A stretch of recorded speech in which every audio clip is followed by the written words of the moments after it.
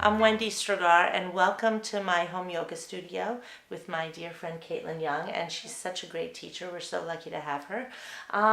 And so this is the third in our series of core strength.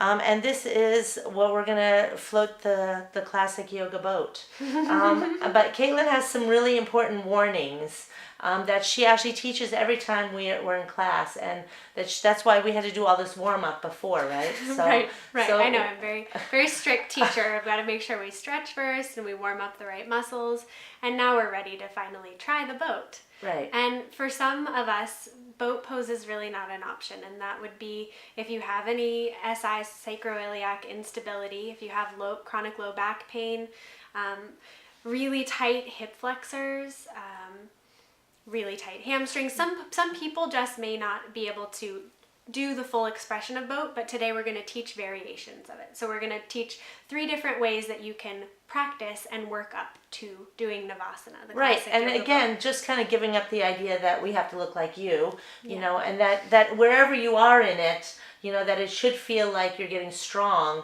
instead of trying to look some way. Exactly. Right? Yeah. Yeah. So, and, you know, even in a class, because, you know, not everybody has a yoga teacher that really is cautious.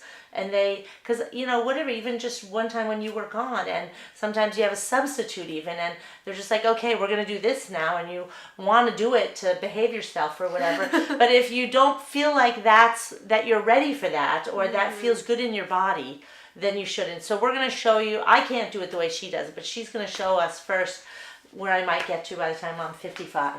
If I keep doing all those core strengthening exercises. Yes, exactly. So we're going to start out just from that C curve, that last exercise we started out with. That's going to get us ready. So you curl back, we lift up one leg at a time.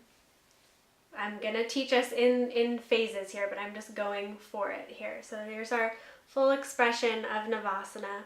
And she's talking, but she's shaking while she's talking, so it is actually a lot of work for you to hold that pose, even though she makes it look so easy. But so now I'm going to try to do it, and we're going to show the variations, right? Yes. That of where, because I can't do that, what she just did. But there's places that you can go in the middle that is the same amount of work, really.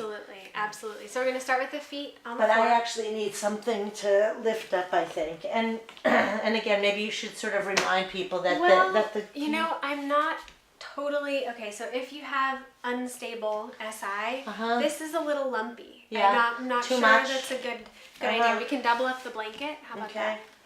We want something flat. Yeah. So let's actually come on off for a second. We want to make sure that we're not rolling over seams. Okay. So we got a lot of nerve endings in the sacrum. It's a really delicate place, and it is very, very important the way we set ourselves up. Okay. So now she's got a flat, smooth edge. Okay. So the feet are sitting bone width apart. We're going to inhale to lengthen up nice and tall. Exhale to come into that C position.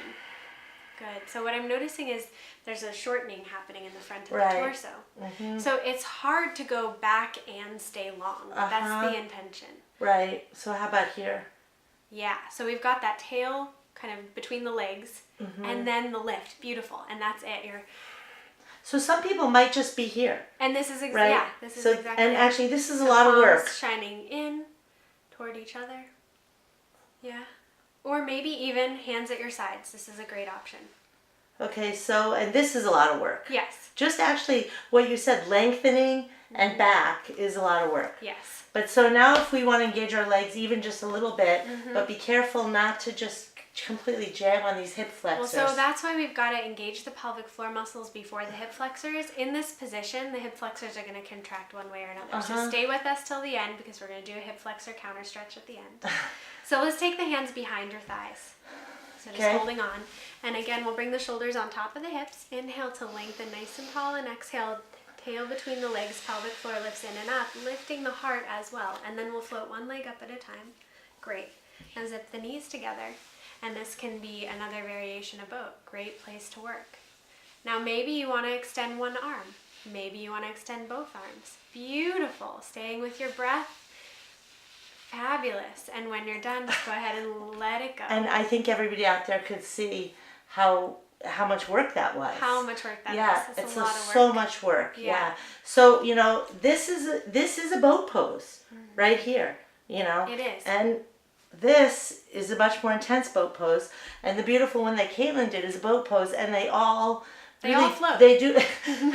They do, and they actually do the work that you need to do every day to have the kind of sex life you want. And that's the truth. You need to do this work every day if you want to have a healthy, passionate sex life. You know, really, I think there's a direct proportion of how your sex life feels to how you feel in your body. Oh, yeah. Yeah. So anyway, now that my hip flexors. Yeah, so let's just demonstrate a quick hip flexor, and you can stay in this as long as you want, but let's take the right leg forward, left leg back. And then so we want the knee over the toes. Yeah, knee over the toe, and then the back knee. We're stretching out. Oh, beautiful. Yeah, the heels up. We're stretching through the front of the left hip. Okay. Okay, and you can keep the hands down or up, whatever you want, but focus is on opening up through the hip flexor. Yeah. Is that kind of nice relief? Yeah, so a few breaths here. And then we'll take it to the other side, and you could stay there all day if you like. Yeah. And you know, after the boat pose, you actually really want to do this. Yes. Because no matter where you are, you're going to engage here, aren't you? Mm-hmm. Uh-huh. And actually, I think some people sort of mistake this work for this core work, right? Yes. Yeah. So beautiful. Nicely done. yeah. So that's the core series. And if you were to practice that for 10 minutes a day, I'd say within a couple weeks, people would feel a difference, wouldn't they? People, yes. Yeah. You and your partner. Yeah. Yeah. They would be like, wow, you're so strong. What happened?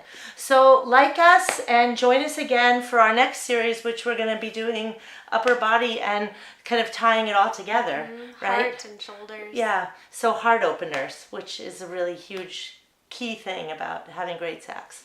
So join us again, Wendy and Caitlin, sexual health through yoga. And we will be back here again with you before long. So tell your friends, share this video, and practice. Practice. Thanks.